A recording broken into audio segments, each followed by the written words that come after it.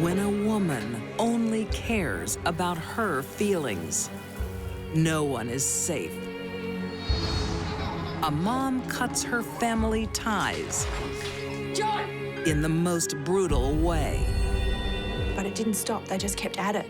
And they kept at it for hours. A complicated love life Louise Bergen. becomes too hot to handle. The press dubbed it the torch slaying, and so she became the torch slayer. I look forward to seeing you. And an ex-girlfriend returns a favor with a bloodbath. Like this is some Vincent Price B horror movie. These deadly women show no empathy for others. When they become killers, it is without conscience.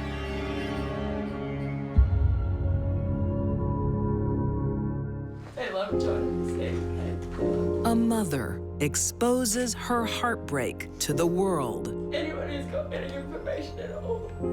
She begs for help to solve a horrific crime. It was a shocking crime, and the community was appalled by the details. Can you tell us what happened? The cruelty of it was such that I haven't seen anything like this.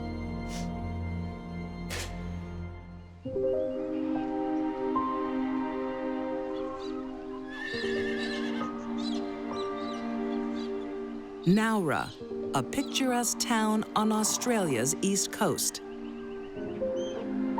A quiet, relaxed community. But not in this household. In 1993, young parents, Britt and Brian Ashfield's home is chaotic. Britt had 5 children between the ages of 3 and 8. That was stressful enough. Their relationship is rocky, and they are broke. They lived in a welfare house, a house provided by the government, and they lived on welfare benefits. There wasn't a lot of money around. The frustration is building.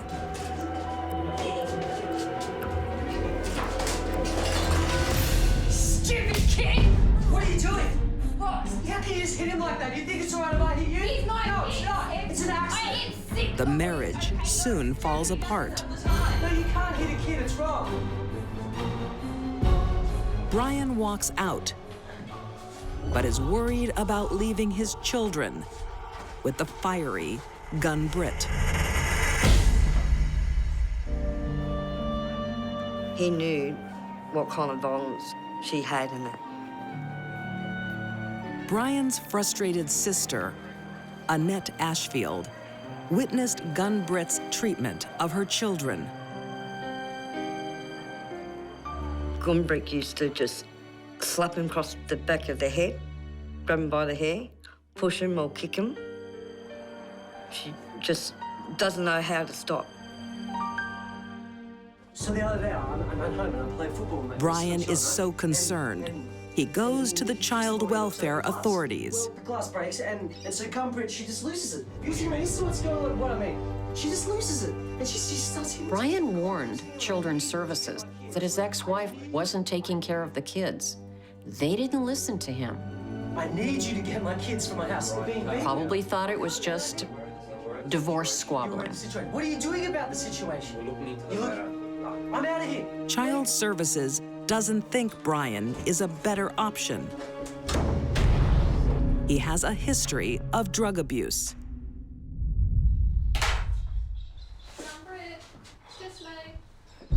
But Britt is on the Child Services watch list. Officials pay regular visits. What do you want this time? We've had another complaint. Another complaint. Who is it this time? Huh? Did someone have an infamy or something? Welfare Services had been to this house something like 30 times. The fact that the children were being abused and neglected was not a secret to anyone. Do you mind if I see the kids, just to see if they're okay? My kids are fine. There's nothing wrong with my kids. Okay. Well, how about we sit down and have a little chat then? Yeah, fine. Okay, good. Britt told a community service worker that she felt violent toward the children and they should be taken away. They should have listened. In the 40 years I've been working in this field, I've never had a patient say to me, "I'm feeling violent toward my children, they should be removed." That's how rare it is.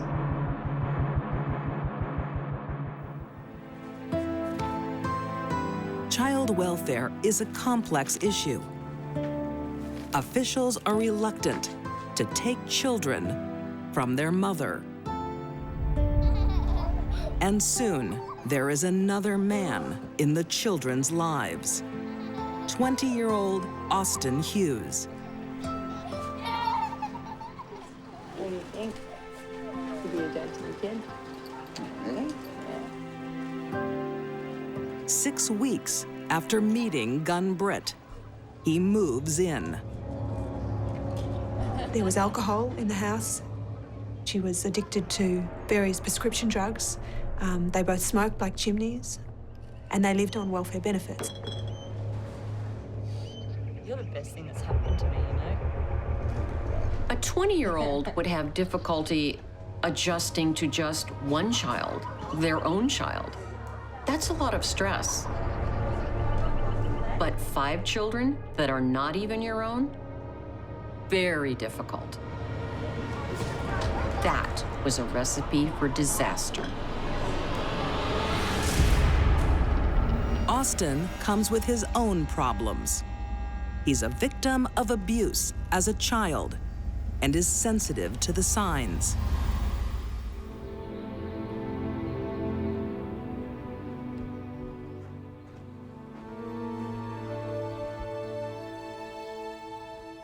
Gun! Gun, get in here! A pair of underpants was found on the floor with a stain that might have been blood. Could have been something else, but it might have been blood. Melissa's been abused. What do you mean? Your kid, John, has been abusing Melissa. The underpants belonged to Melissa. I knew that kid was trouble. I think the ordinary person would look at that and just think that it's ridiculous. Although it's not true. On August 4th, 1993, when little John comes home from school, he has no idea of the storm he's walking into. In the small town of Nara, south of Sydney, Australia, 25-year-old Britt Ashfield is struggling to cope with 5 young children, What are you doing? a divorce, and alcohol. She thinks her new young live-in lover, 20-year-old Austin Hughes, will make life better.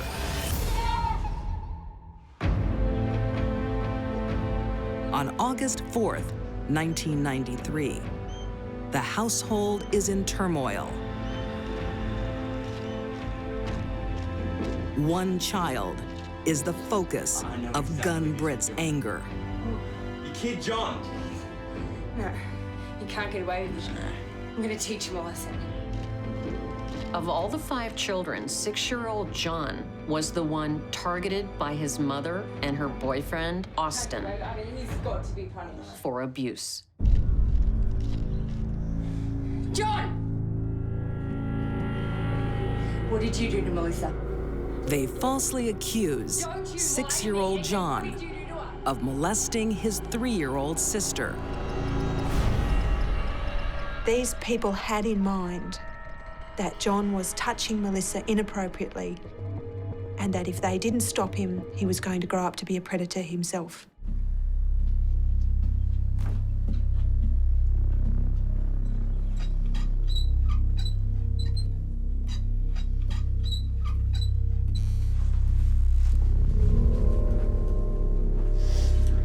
Hurt your little sister? Huh? They found a phone book was 750 pages thick. And they put the phone book against John's head and hit it with a hammer. How do you like it, huh? Some of John's siblings are forced to watch.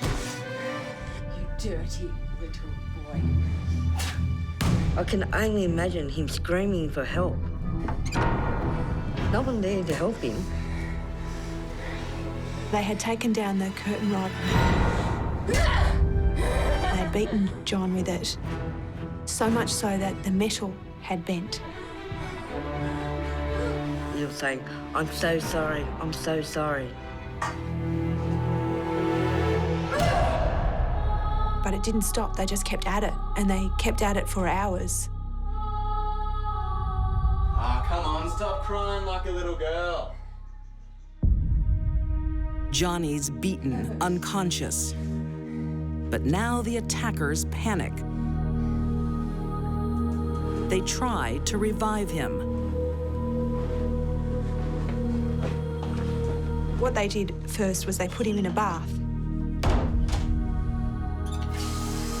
And they ran the cold taps on him in an effort to try and bring him around. And when that didn't work, they ran the scalding hot taps on him. And he still didn't come around. And they still didn't do anything.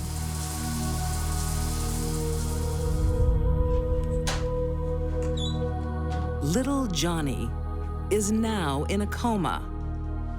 But Gun Britt and Austin don't call the paramedics. They decide to take him to the hospital. But first, they need to invent their alibi. Someone asks you, you tell them that John got bashed by some kids in a park. Okay?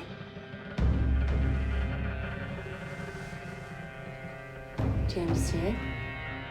The idea that they could leave him lying there, dying, while they tried to figure out a story, I think makes the crime even more horrific. You know what's going to happen if you say anything, don't you?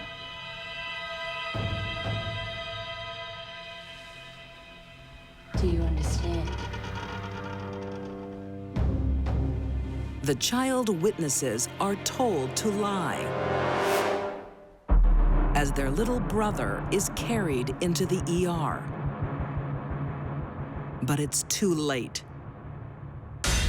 Less than 24 hours later, John dies. He had more than 100 bruises to his body, and many of his bones were broken. But what was also apparent was that John had been beaten before. Before authorities get a chance to investigate, Can you tell us what happened? the killers go public to sell their story. My boy, God. They hold a media conference. He was brutally bashed when he was walking through a park on Friday. Yes, I remember watching the media conference on the local news on that particular evening. And I remember how upset she appeared. She was almost stricken with grief. And they cried over this little boy and what a tragedy it was and how much they loved him. You loved him very much. Yeah, I loved him very much. And it was all a terrible lie. Bad acting doesn't trump routine police work. Investigators soon discover Gun Britt's history of abuse. What do you want this time? Unfortunately, in this case, there were so many warning signs that you have to wonder how anyone missed it.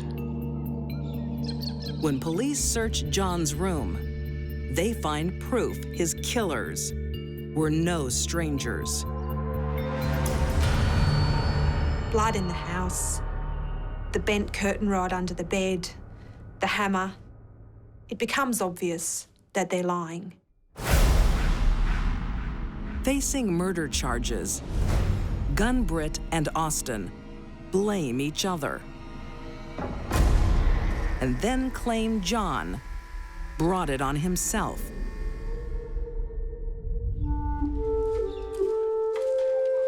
There was no evidence at all that John had ever touched Melissa in an inappropriate way. I think John could have accidentally spilled his milk at breakfast and suffered the same fate. Britt wanted to kill her son. Both are convicted of murder and sentenced to 19 years. Many believe John was killed because he reminded Britt of her husband, Brian. She hated John because he's so much like Brian. John was the cute, cheeky little boy. It was like Brian's shadow. Brian never gets to see his shadow again. Nor do his traumatized siblings. 18 years later, Britt becomes a free woman. But her release is on strict conditions. She can never contact her children or visit the grave of little John. It's a shock to us as human beings that the lives of children should be cut short, and in particular that they will be cut short by those who are supposed to love them. To hide her evil past, Britt changes her name to Angelic. Britt murdered her 6-year-old son because she's a sadistic sociopath.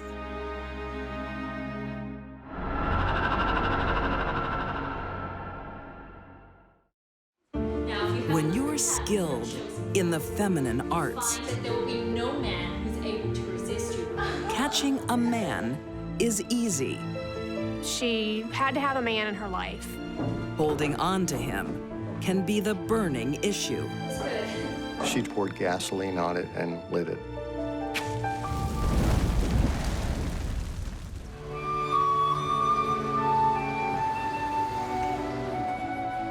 Cincinnati in 1958. Fine, sir. Would you like to have a top? Sure.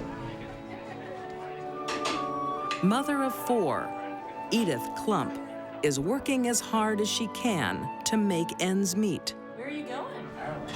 Wow. Very fun.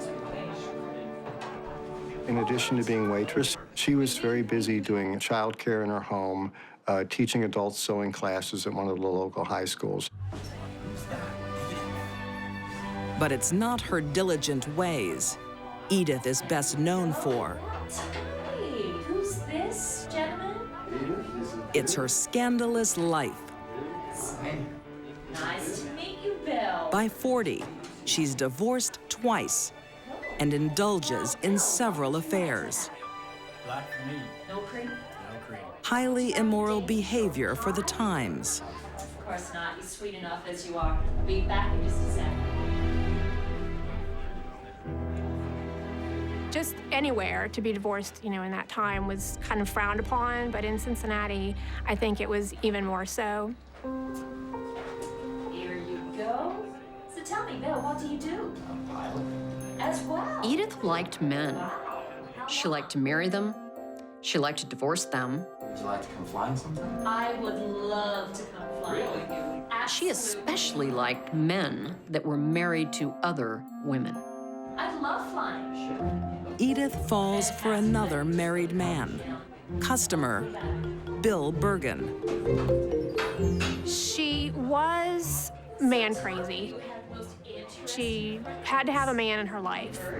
And next time you want to go flying, call me. I will do that. Yeah, thank you. Such is Edith's charm.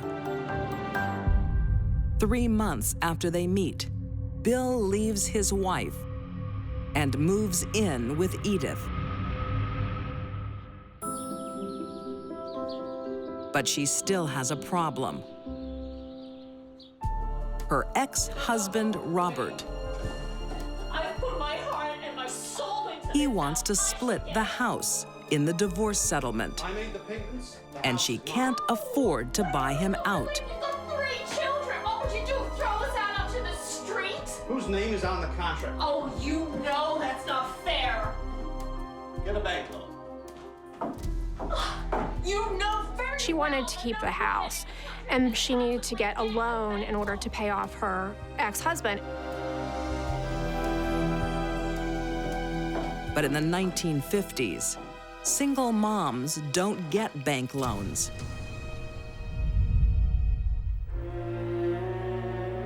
Edith convinces her lover, Bill, to pretend to be her husband so she can get the loan in his name. We need to really impress this banker. So if you sign there. So, posing as a married couple with his income and her income as well, they applied for this loan. Edith's plan works perfectly. As Mrs. Bergen, she gets the loan and saves her house. No, future? But there is still one obstacle. The real Mrs. Bergen, 32-year-old Louise. Hello? Louise Bergen. Hello, Louise. Yes, I was wondering if you wanted to get together today to have a conversation. If you want She discovers the ruse Today, if you can. and wants to meet See you in 10. face to face. Edith fears she could lose everything. Next time you want to go flying, 40-year-old Edith Clump call me. plays fast and loose in straight-laced Cincinnati. I could talk about the wedding and the honeymoon. To get a bank loan, she pretends to be married. And about our plans for the future, yeah? But she now fears Bill's real wife, Louise, will expose her fraud.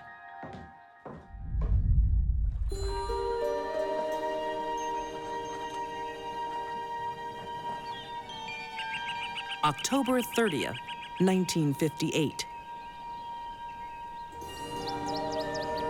The two women go for a drive to talk things out. They end up at an isolated park. But Edith isn't in the mood for a chat. I don't know what to say either. Because What are you doing? Edith, please. You don't take a gun when you're going to just talk to someone unless you want the gun to do the talking. Edith, please. Please. The gun went off right underneath Louise's neck. Love triangles can be very dangerous for any of the three parties. In this case, it was dangerous for the most innocent party, Louise.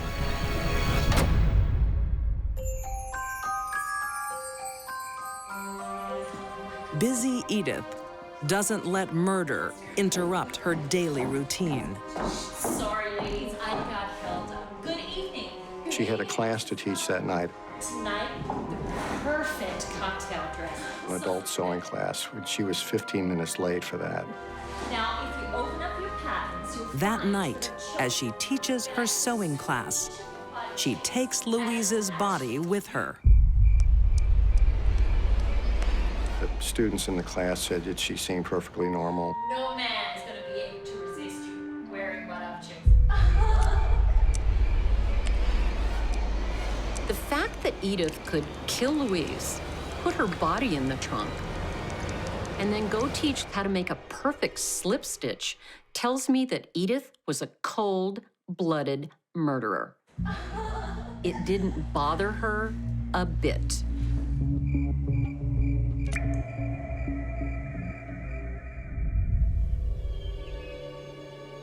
The next morning, there is one more job the expert seamstress needs to finish. Body disposal.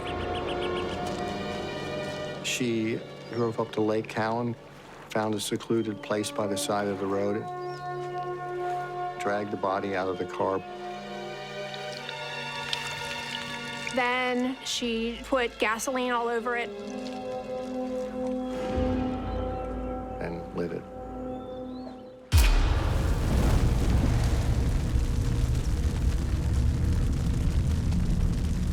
Chances are Edith tried to burn Louise's body to get rid of evidence.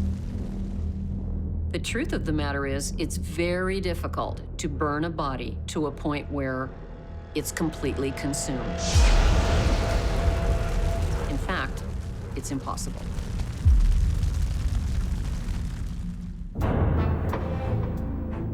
The charred remains are found the next day.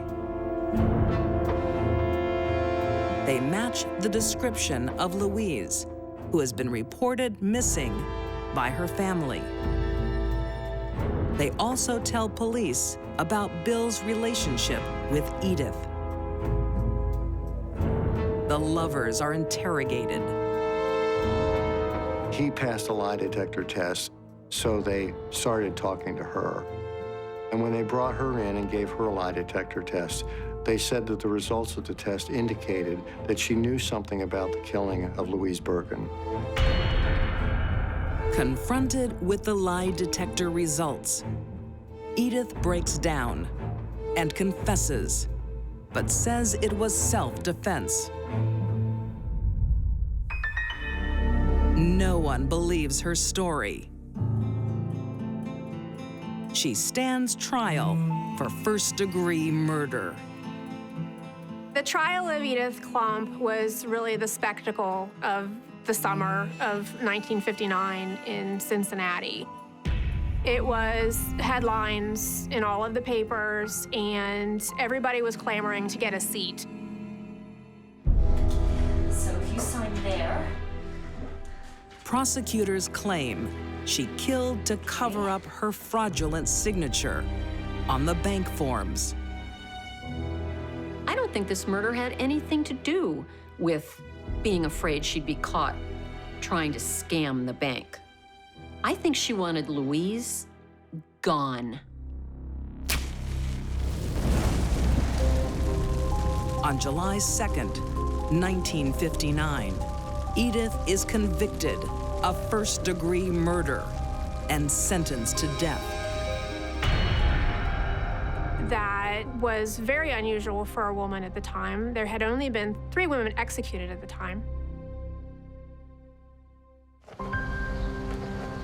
But Edith finds one sympathetic and powerful ear: the governor of Ohio. He commutes her death sentence to life, and she is paroled after 12 years. But Bill's not waiting for her. He moves out of the state and starts a new life. She actually got out of jail in 1971, and she lived a very quiet life afterwards. So I think she did learn a lesson, which is good. Edith Clump passed away in 1999, aged 81. This was a very shocking crime. People saw Edith as a sweet and simple housewife, but she was much more complex than that. She was a cold-blooded killer. A woman can have the right looks. She's involved in that fast life of drugs and hungry men. And the right moves. Very, very sexy. But all the wrong intentions. I look forward to seeing you later. She wanted to vent the rage she had for every other man in her life that had disappointed her.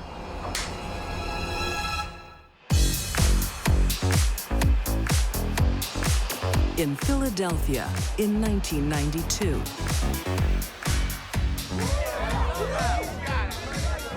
25-year-old Kelly O'Donnell makes her living bearing all as a dancer.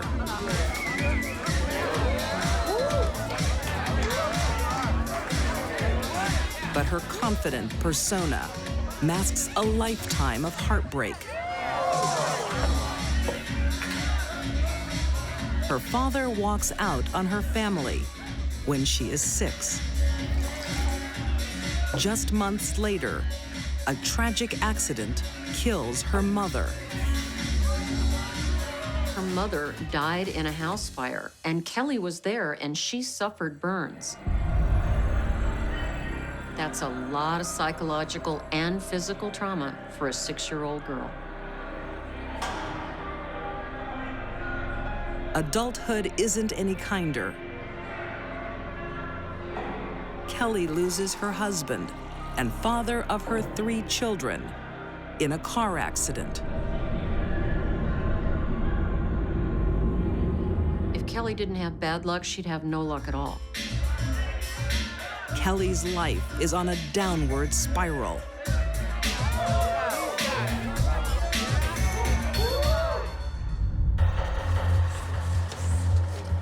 She is desperate for cash. Not just to feed her family, but to feed her bad habits. Hey, Kelly. Hi. Hey. Trauma and grief affects people differently. Nice stuff. In Kelly's life, it affected her badly. She abused drugs and alcohol to cope. What do you think? I think you're looking good. This stuff's okay. We can do Kelly makes extra money by selling stolen goods to an old friend, Eleftheros Eleftheru, This jacket, real leather. Yeah, it's gotta be. known to all as Terry the Greek. 40. Oh, Terry, it's worth at least 200.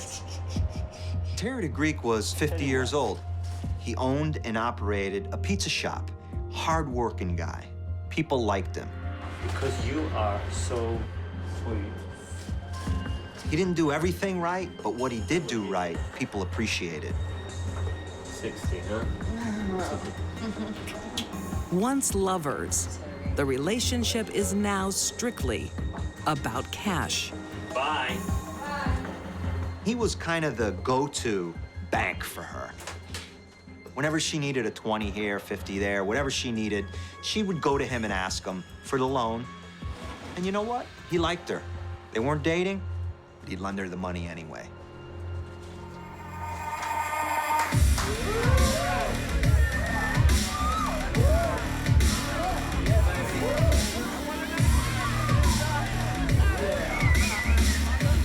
Kelly catches the eye of a new man. 27-year-old Bill Gribble. They have a lot in common. Sure enough, Bill's an alcoholic, dope addict.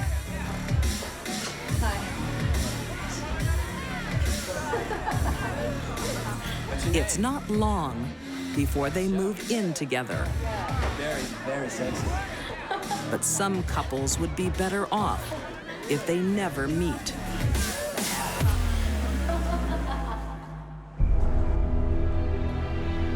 On the night of November 12th, 1992,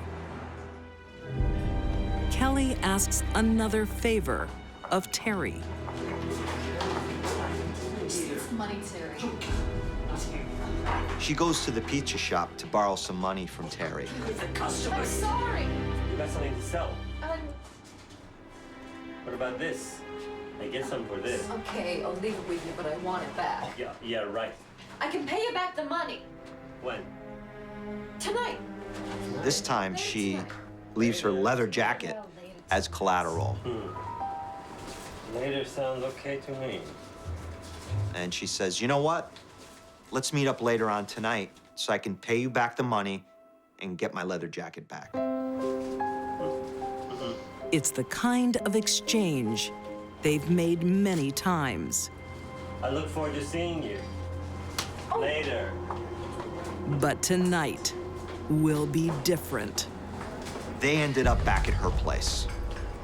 And that's where the nightmare begins. Philadelphia, 1992.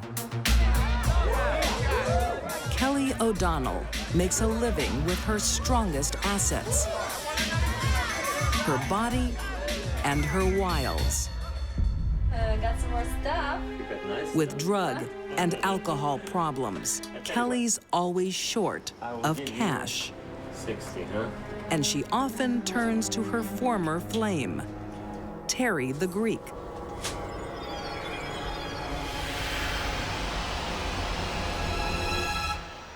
In November 1992, Kelly borrows cash from Terry on the promise of a good time. Kelly lured Terry back to her apartment with the promise of sex. But that night, Kelly changes her mind. She's not repaying her debt with sex. She's defaulting permanently. Her life had been such a cesspool of dysfunction, really. Men had routinely let her down her whole life. That when she took that hammer out and she began to wail on Terry with it, the rage just started coming out of her and would not stop. Every man in her life who had ever done her wrong, that was a blow to Terry's head. After 20 blows, Kelly's revenge is interrupted. You gotta get this body out of here! Her new lover, Bill Gribble, doesn't call the police. Okay, buddy. Okay, He helps her.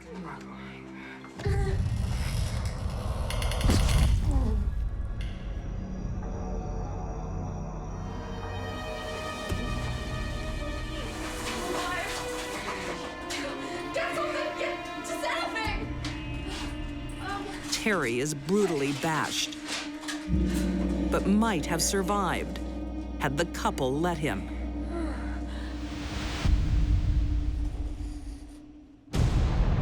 Kelly isn't cutting into a corpse. Terry is still alive. The pain and agony he must have went through, but not only that, knowing that he had helped this woman. He had dated this woman. He had had relations with this woman. And she's chopping him up. It would be very apparent to the killers that he was still alive. Because as they made the cut, the blood would continue to pump out of the vessels. It would pump with every beat of the heart.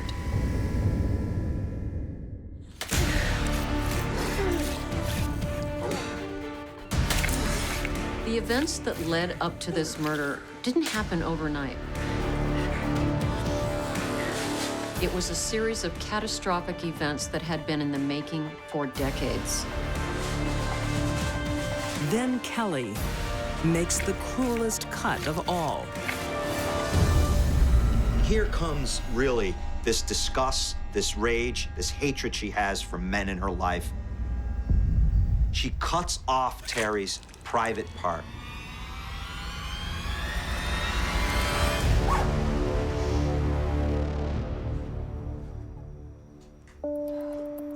It's uncommon enough for a woman to kill a man with a hammer and then cut him up. But to mutilate his genitals, highly unusual. The fact that she did that tells me she was specifically angry at Terry and men in general.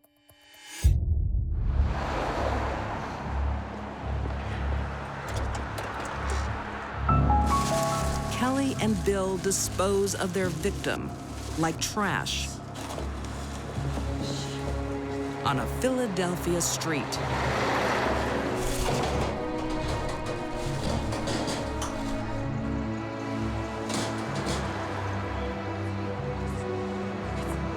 Kelly keeps his wallet. I could let him with his credit card and just blow it. What kind of person can do that? What kind of person can dismember somebody, stuff them in garbage bags, dispose of the body, and then take his credit card and go shopping for your own kids? Killing for some people is rather easy. Spending their money afterwards puts a cherry on the sundae. Kelly and her boyfriend make a fatal mistake. When the body parts are found, the killers have left a telltale clue in the trash bag. No one said she was a smart killer because inside those garbage bags, along with body parts, was some postage addressed to Bill Gribble's mother, who owned the apartment building. So it was easy to track her and Bill Gribble down. Within days, Kelly and Bill are under arrest. Kelly confesses, but later recants and blames Bill. The court blames both of them. In June 1993, they're convicted of first-degree murder and sentenced to death. On appeal, their sentences are reduced to life. Kelly O'Donnell is presently incarcerated in the Pennsylvania State Correctional Institution. Unlike some killers who do things like that, Kelly was not insane. She was not out of her mind. This woman grew up in a dysfunctional world, and sooner or later, she was gonna explode. She wanted to vent the rage she had for Terry and every other man in her life that had disappointed her.